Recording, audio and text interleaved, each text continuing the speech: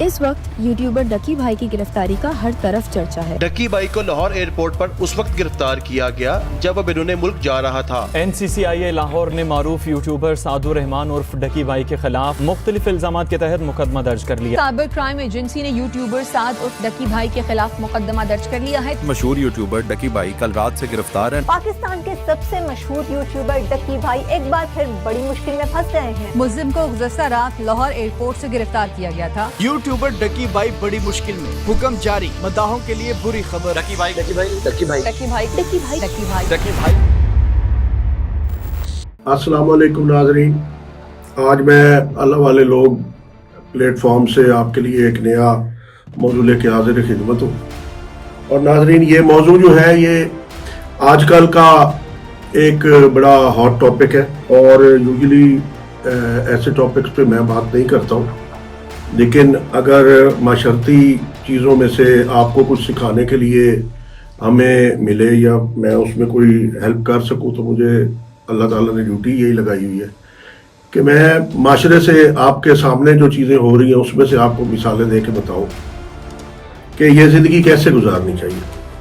تو آج کا جو سبجیکٹ ہے وہ ہے یہ ڈکی بھائی اور ان کے ساتھ جو واقعہ ہوا ہے، ان کو جو اٹھایا ہے ایجنسیوں نے، اور اس کے بعد وہ ان سے انہوں نے پیسے وغیرہ لیے اور دباؤ ڈال کے اور اسے پیٹ کر، مار کر، دھمکیاں لگا کے، فیملی کو پریشرائز کر کے اور فیملی کے اوپر یہ کہہ کے کہ ہم انہیں بھی ساتھ آپ کے مجرم بنانے لگے ہیں ورنہ ہمیں پیسے دیں، اور 60 لاکھ ایک اور 30 لاکھ ایک اور 9 کروڑ کے قریب جو ہے وہ اس سے تھپڑ مار مار کے اسے اور اس سے پیسے ٹرانسفر کرا لیے ہیں۔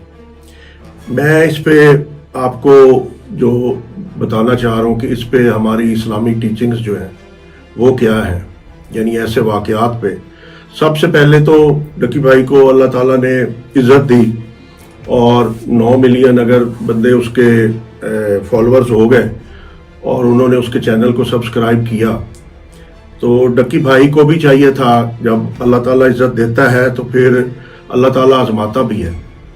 تو ڈکی بھائی کو چاہیے تھا کہ وہ اللہ تعالیٰ نے اتنی بڑی اسے عزت دی تو وہ اللہ کے لیے بھی کچھ کرتا، لیکن میں نے اس کا ایک پروگرام دیکھا تھا جو وہ امریکہ جاتا ہے اور وہاں جا کے وہ باتھ روموں میں لوٹے ڈھونڈتا رہا، کاش وہ وہاں جا کے مسجد بھی ڈھونڈ لیتا اور جمعہ پڑھ لیتا۔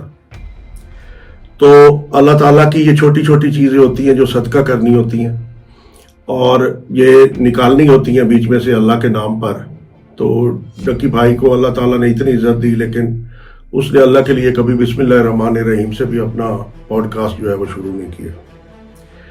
تو پھر ایسی سچویشن میں جب آپ اللہ کا نام ہی نہیں لے رہے اور اللہ کے بارے میں صرف آپ بسم اللہ الرحمن الرحیم پڑھتے بھی آپ کو جو ہے وہ توہین محسوس ہوتی ہے، تو جو اللہ آپ کو اتنی عزت دیتا ہے وہ پھر آپ کو آزماتا بھی ہے۔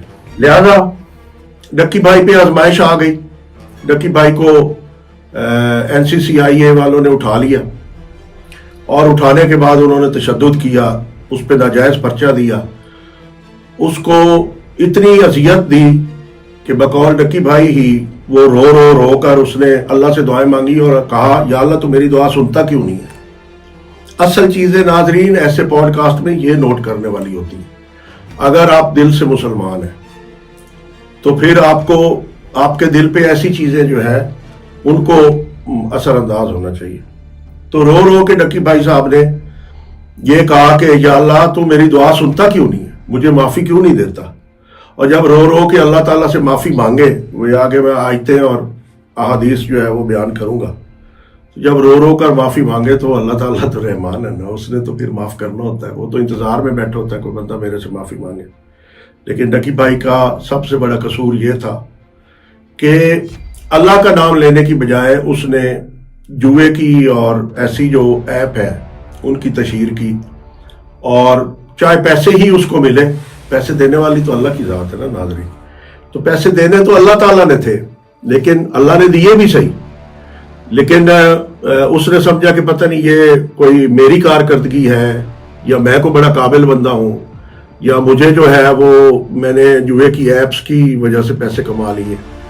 تو ایسا نہیں تھا، وہ اللہ تعالیٰ نے دیے تھے، اللہ نے آزمائش ڈالی، जो 100 डेज में वो आजमाइश उसकी पूरी होगी और अल्लाह ताला ने उसे सुरखरू करके और उसको उसने अल्लाह ताला ने निकाला। और जो वो बिग ब्रदर कहता है जी मेरी सपोर्ट में आ गए और उन्होंने आके निकाला, वो अल्लाह ताला के फरिश्ते थे। जब उसकी माफ़ी हुई तो फिर अल्लाह ताला ने उसकी मदद के लिए ये लोग भेजे और अपने फरिश्तों के रूप में इन लोगों को भेजा, जिन्होंने जाके डकी भाई को फिर सपोर्ट की।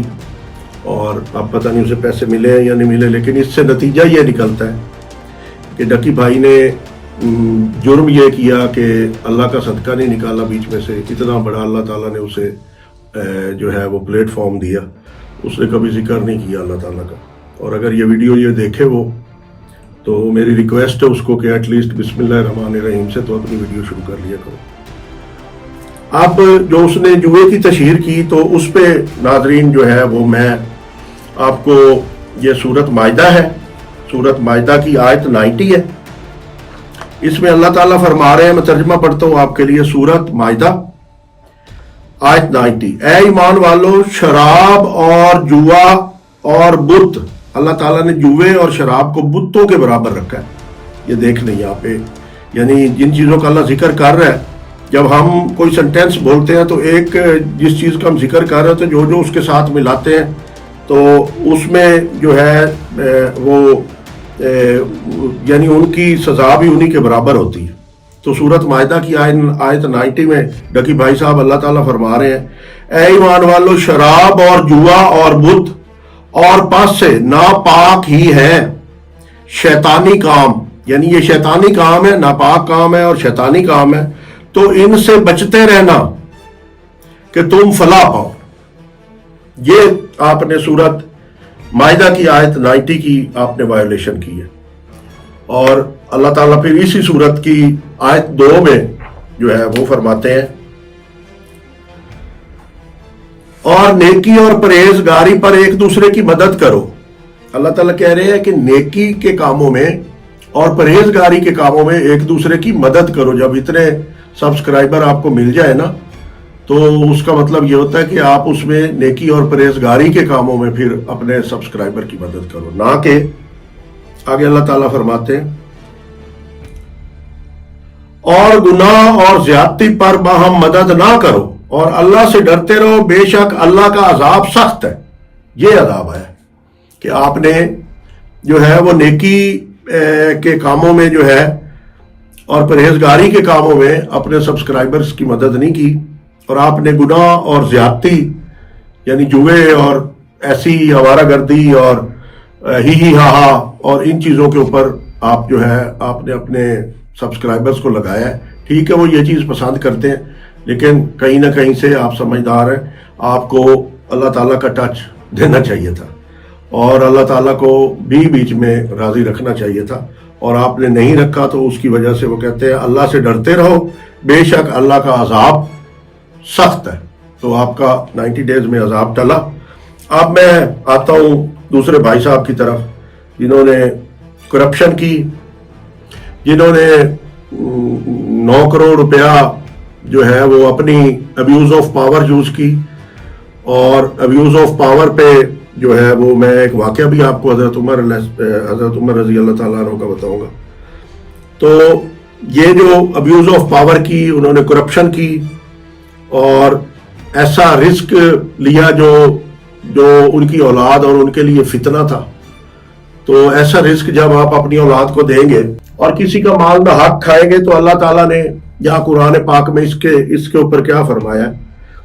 तो सबसे पहले मैं आपको बताऊंगा सूरत अनफाल, इसकी आयत 27 और 28, ऐ ईमान वालों, अल्लाह और रसूल से दगा ना करो और ना अपनी अमानतों में दानस्ता ख्यानत करें। ये जो 9 करोड़ उसने किया है वो एक किस्म की ख्यानत के जुमरे में आएगा। और जान रखो कि तुम्हारे माल और तुम्हारी औलाद सब फितना है और अल्लाह के पास बड़ा सवाब है।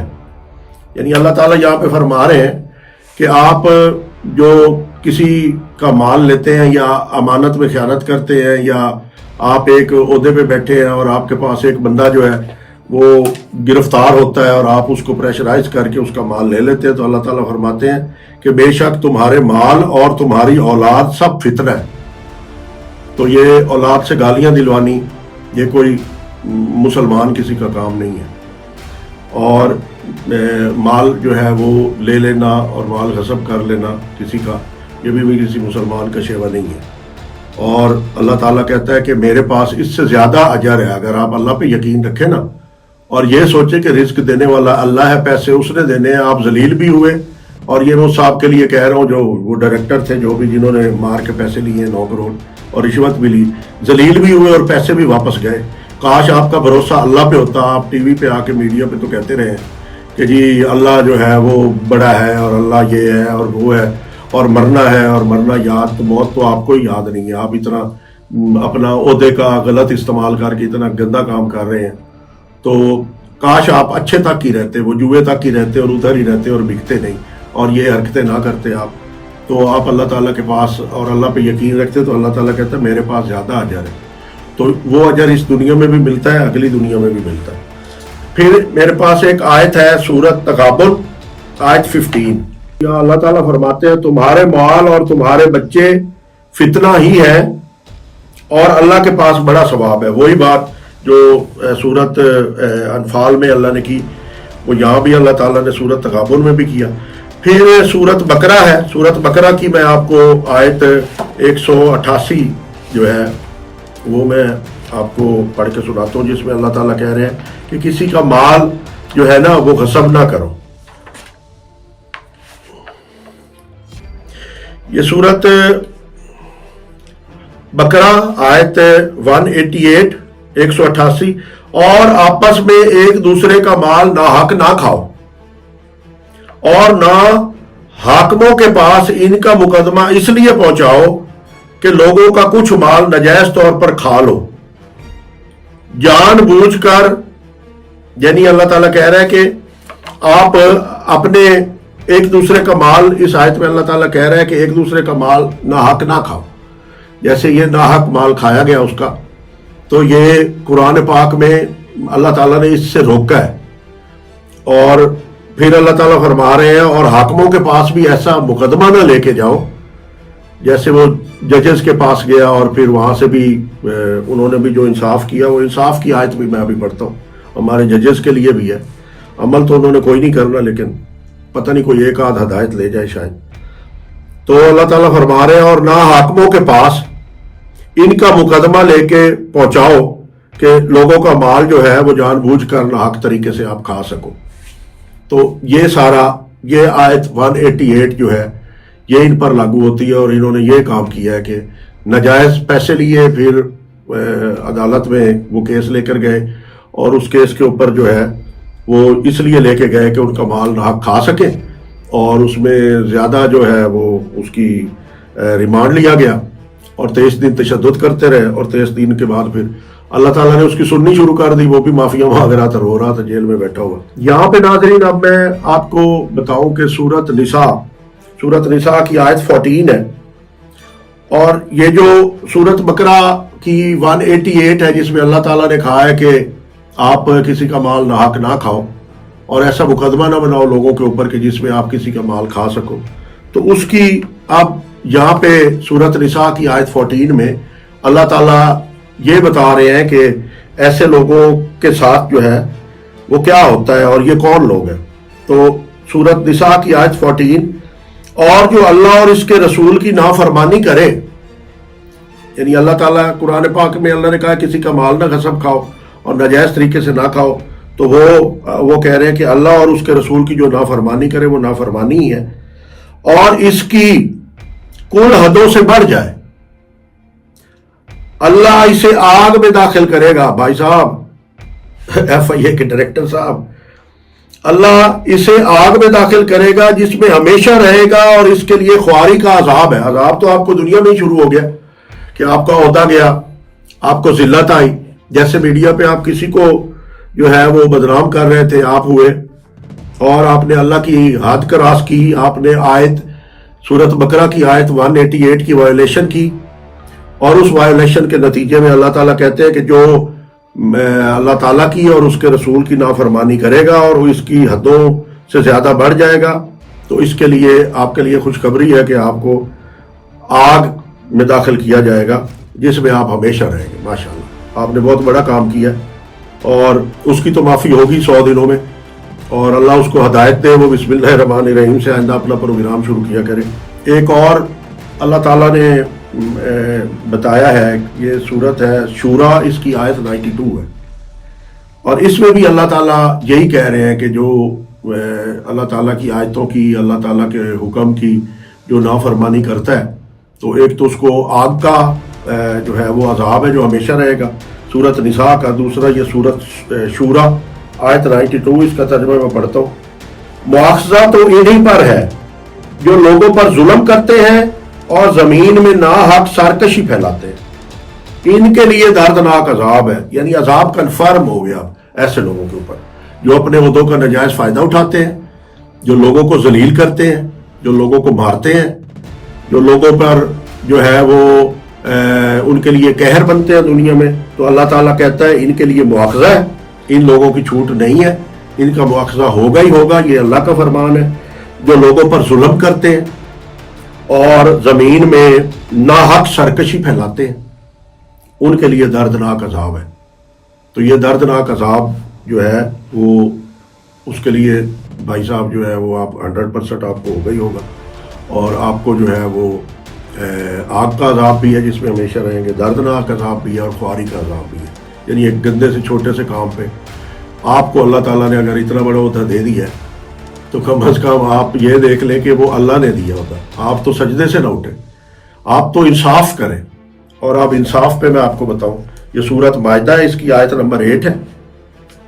انصاف پہ میرے اپنے ججوں کے لیے یہ ہے کہ شاید آپ کو قرآن پاک پڑھنے کا ٹائم نہ ملتا ہو, آپ بزی لوگ ہیں, اور جو ہے میں آپ کے لیے کر دوں, ہو سکتا ہے یہ پروگرام کہیں سے آپ کے یا آپ کے کسی رشتہ دار کے یا آپ کی والدہ یا آپ کے باپ وہی آپ کو بتائیں گے. اولاد اور بیویاں تو فتنہ ہے, وہ تو آپ کو نہیں بتائیں گے. تو انصاف کے لیے اللہ تعالیٰ نے کیا کہا ہے, یہ سورت مائدہ اس کی آیت ہے 8. اے ایمان والو اللہ کے حکم پر خوب قائم ہو جاؤ. اللہ کہہ رہا ہے کہ میرے حکم پر قائم ہو جاؤ, میرے حکم پر آ جاؤ. انصاف کے ساتھ گواہی دیتے اور تم کو کسی قوم کی عداوت اس پر نہ ابھارے کہ انصاف نہ کرو. یعنی کسی کی عداوت اللہ تعالیٰ کہہ رہا ہے کہ ایسی نہ آپ پر آ جائے کہ آپ انصاف نہ کر سکو. عداوت اس پر نہ ابھارے کہ انصاف نہ کرو, انصاف کرو, وہ پرہیزگاری سے زیادہ قریب ہے. اور اللہ سے ڈرو, بے شک اللہ کو تمہارے کاموں کی خبر ہے. یہ انصاف والے لوگوں کے لیے. جج صاحب اگر آپ کے پاس ایک بندہ پیش ہو ہی گیا تھا تو آپ زیادہ سے زیادہ 3 دن کا 7 دن کا ریمانڈ دے دیتے, پھر بڑھا دیتے. یکدم اتنا بڑا ریمانڈ آپ نے دیا ہے. تو یہ آیت 8 سورت مائدہ اس کے زمرے میں آپ آتے ہیں. تو اللہ تعالیٰ کہتا ہے کہ تمہارے کاموں کی مجھے خوب خبر ہے. اور اس میں بھی جو ہے وہ آگے اللہ تعالیٰ نے جو ہے نا وہ اس میں بھی وہ سزا رکھی ہے. اگلی آیتیں میں پڑھنا نہیں چاہتا, لمبا ہو جائے گا, لیکن اس کی بھی آگے سزا ہے. اور وہ سزا اللہ تعالیٰ نے کفر کے برابر رکھی ہے کہ اگر آپ انصاف نہیں کرتے نا تو آپ کو اس کا بدلہ دیا جائے گا. وہ بھی ظلم کے زمرے میں آتا ہے. اور ناظرین میں آپ کو ایک بات بتا دوں, 2 چیزیں اللہ تعالیٰ کو پسند نہیں ہیں. ایک اس کا شرک اور دوسرا ظلم اور تکبر. یہ چیزیں ایسی ہیں جن کو بالکل اللہ تعالیٰ کبھی کسی صورت میں بھی معاف نہیں کرتا, اور فوراً پکڑ ہوتی ہے اس میں. اب ادھر پکڑ کیوں ہوئی؟ وہ ڈکی صاحب کے جو ہے وہ رونے سے اور اس کے گڑ گڑانے سے اللہ کے آگے اللہ کا سسٹم ایکٹیویٹ ہو گیا اور فوراً پکڑ آ گئی. ایسے لوگوں میں ہو سکتا ہے انہوں نے اس سے پہلے بھی کئی ایسے لوگوں پہ ظلم کیا ہو, اور وہ انہوں نے ایسا نہ گڑ گڑایا ہو جس طرح سے یہ بندہ گڑ گڑایا. اور 100 دن جب میں آپ کو ایک اور چیز بتا دوں, جب آپ کسی بھی پریشانی میں ہوتے ہیں یا ہم جو چلے کاٹتے ہیں تو وہ چلہ بھی پہلا چلہ ہوتا ہے 3 دن کا, 7 دن کا, 14 دن کا, 21 دن کا, 40 دن کا, سب سے بڑا ہمارا چلہ ہوتا ہے. اور 40 دن بھی نہ ہو تو پھر 100 دن کا ہوتا ہے. تو یہ سب سے بڑا چلہ ہوتا ہے. ڈکی بھائی صاحب بھی ٹھیک ٹھاک گنہگار تھے جو 100 دن اللہ تعالیٰ نے لیے, نہیں تو وہ تو اس کی رحمت تو दूसरे तीसरे दिन ही बरस पड़ती है बंदे के ऊपर, लेकिन 7 दिन, फिर 14 दिन, फिर 21 दिन, फिर 40 दिन, 40 दिन तक तो रहमत बरसती है। लेकिन इस पे अगर 100 दिनों में बरसी है तो ये आखिरी चीले का एंड होता है। इसके आगे कोई, यानी इससे बड़ा कोई चीला नहीं होता कि 100 दिन से ज्यादा हो। 100 दिन अल्लाह ताला सुनता ही सुनता है बंदे की। और ये मैंने आपको इस केस के बारे में, ये जो कुरान की आयतें हैं वो मैंने बता दी। अब मैं आपको हदीस बताता हूँ। सबसे पहले तो ये जो डकी भाई साहब की माफ़ी हुई है, ये इब्ने माजा है, हदीस नंबर 4250 है। और रसूलुल्लाह सल्लल्लाहु अलैहि वसल्लम फरमाते हैं जो अपने गुनाहों पर पछताएगा और अल्लाह से माफ़ी मांगेगा तो वो ऐसे हो जाएगा जैसे उसने कोई गुनाह किया ही नहीं। ये है वो रसूलुल्लाह सल्लल्लाहु अलैहि वसल्लम की हदीस इब्ने माजा की 4250, जिसमें वो फरमा रहे हैं कि जो अल्लाह ताला से अपने गुनाहों पर पछताएगा और अल्लाह ताला से माफ़ी मांगेगा, और माफ़ी भी दिल से मांगनी होती है, रो रो के मांगनी होती है। जब माफ़ी मांगेगा तो वो ऐसा हो जाएगा कि जैसे उसने कोई गुनाह किया ही नहीं। ये रिश्वत के ऊपर एक रसूलुल्लाह सल्लल्लाहु अलैहि वसल्लम की हदीस है, बड़ी मशहूर हदीस है, और ये दफ्तरों में भी लिखी होती है।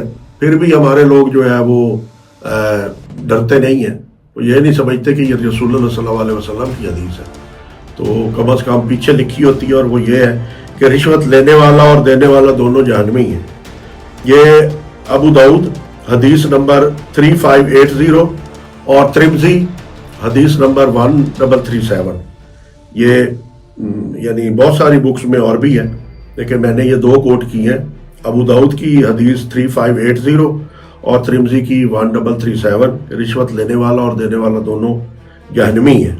तो वो भाई साहब ने जो 90 लाख रिश्वत ली है, तो वो जहन्नमियों वाला काम उसने किया है। और अल्लाह और उसके रसूल की, अल्लाह ताला ने कहा है कि हद क्रॉस करोगे तो आग में जाओगे और दर्दनाक अज़ाब आपको मिलेगा, आपकी बचत नहीं है।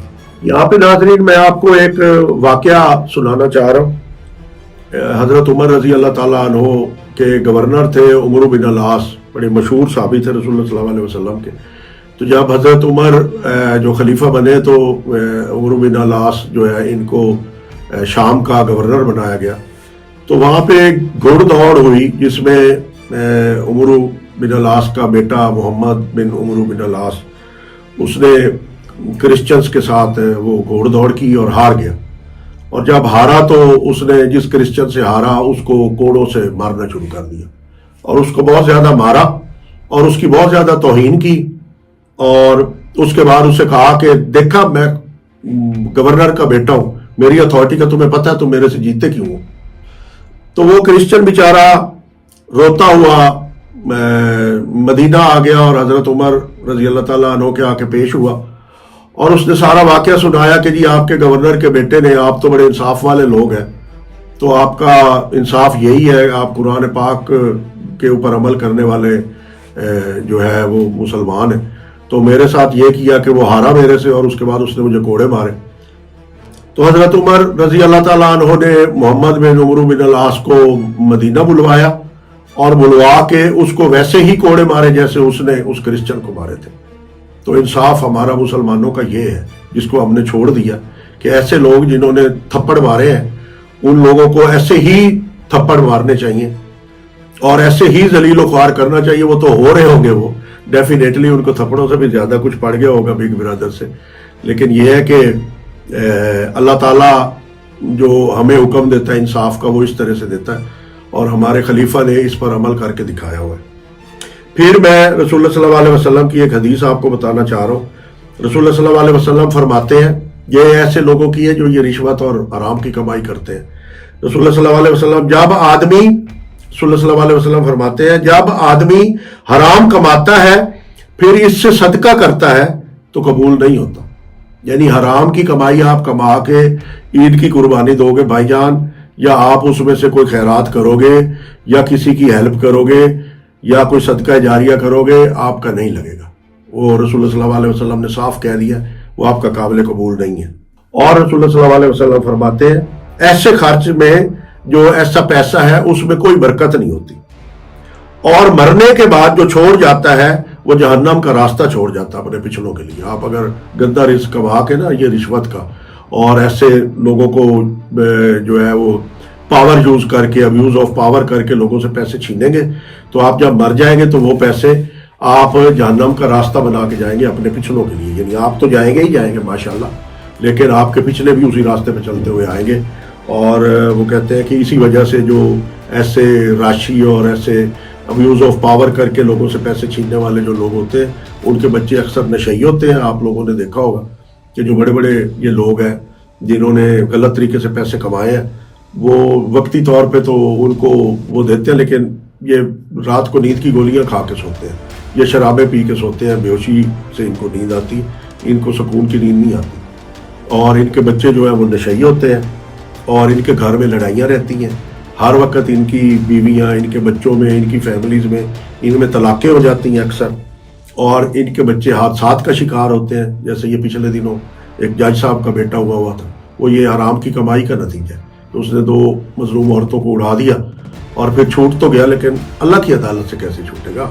نہ اللہ کی عدالت سے وہ چھوٹے گا، نہ اس کی ہیلپ کرنے والے چھوٹیں گے. اور ایسا پیسہ جو ہوتا ہے وہ جیسے رسول اللہ صلی اللہ علیہ وسلم نے فرمایا کہ مرنے کے بعد جہنم کا راستہ وہ چھوڑ جاتا ہے، وہ ایک آدھ نسل میں ہی ایسا پیسہ چلتا ہے. یہ 7 نسلوں کے جو پیسے کماتے ہیں نا وہ آگے کام نہیں آتے. یا ان کی بیٹیاں ہو جاتی ہیں اور وہ داماد لے جاتے ہیں، وہ اڑاتے ہیں، اور وہ بیٹیوں کو بھی سکون نہیں رہتا.